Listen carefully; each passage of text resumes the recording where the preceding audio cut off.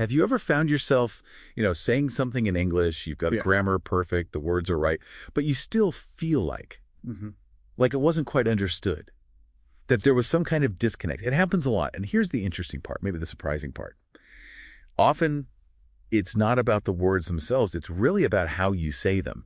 We're talking sounds, stress, rhythm, intonation, all those little details. That's exactly it. And mastering these isn't just about sounding correct. It's actually a shortcut, a way to sound clearer, much more natural, and honestly, a lot more confident when you speak. A shortcut. I like that. Yeah. So today, let's really dive deep into these maybe secrets of pronunciation. Okay, let's start unpacking it. Individual sounds first, because every word is built from these little blocks, right? Vowels like E, E. Or combinations like oi in voice or I in day. Right. And then the consonants P, P, K.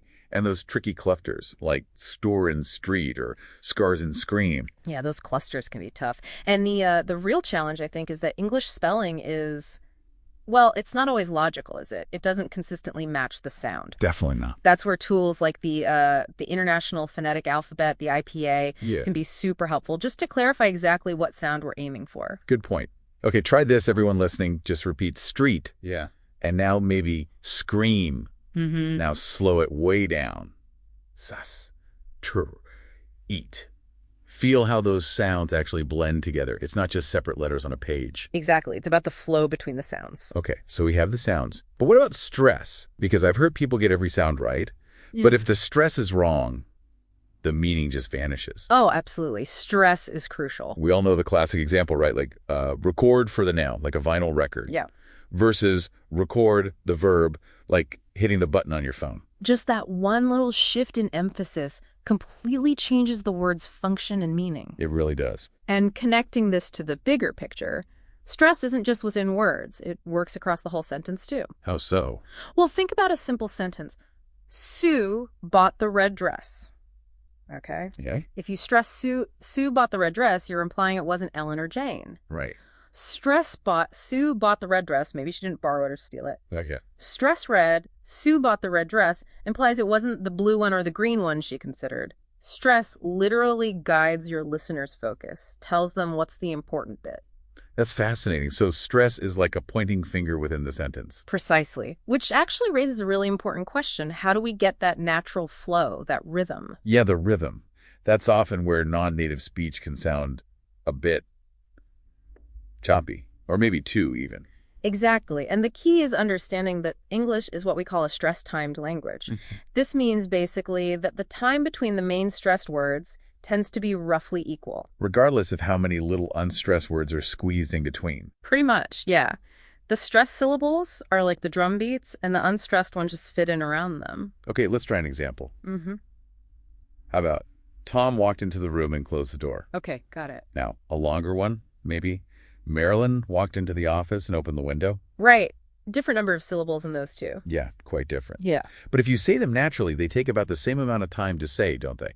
Because the main stress is Tom walked room closed door and Marilyn walked office open window, kind of set the pace. Exactly. That's stress timing in action. And what's really interesting here is how native speakers achieve that rhythm. To keep the beat steady, they often use contractions. Like don't or it's. Yep. And they also reduce sounds, especially those little unstressed words. Schwa comes back into play here. Schwa again. That sound. So a phrase like, do you want to go with him, doesn't usually sound like 5 distinct words. It often becomes something closer to, do you want to go with him? They want to go with him. Much faster, much smoother. That's rhythm. That linking and reduction is key. Okay, sounds, stress, rhythm. Yeah. What's the final piece? Intonation. The music of English, as some people call it. The melody, right. The rise and fall of your pitch. Exactly. And it's not just decoration. It carries a huge amount of meaning, emotion, and attitude. So it does grammar stuff, too. Oh, yeah. Oh. Some basic rules people learn early on. Usually a falling pitch at the end means it's a statement like, I'm ready. Your voice goes down. Good. A rising pitch often signals a yes-no question. Are you ready? Voice goes up. Makes sense. And if your voice rises or stays level in the middle of a thought, say, I went to the store, and you pause with the pitch up. It means you're not finished talking yet. There's more coming. Precisely. But intonation does so much more than just grammar. It's how we show how we feel. Right. Think about saying something like, that's amazing. You can say it really flat, bored. Or totally sarcastic with a kind of exaggerated up and down. Or genuinely excited with a high rising pitch. The words are identical, but the intonation, it changes the meaning completely. It tells the listener your true feeling or intention. It's like this whole hidden layer of communication happening through pitch. It really is. So let's pull this all together again. We've got the 4 big pieces.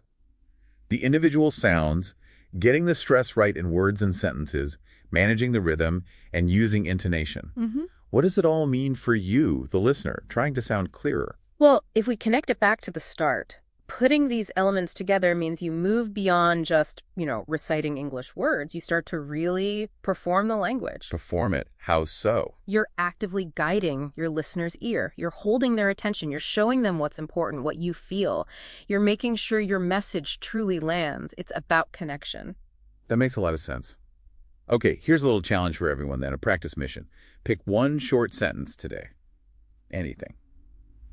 Maybe, I wonder if she knows what time it is. Record yourself saying it, just normally first. Then try saying it again, but really stress the word I. I wonder if she knows. Then try stressing knows.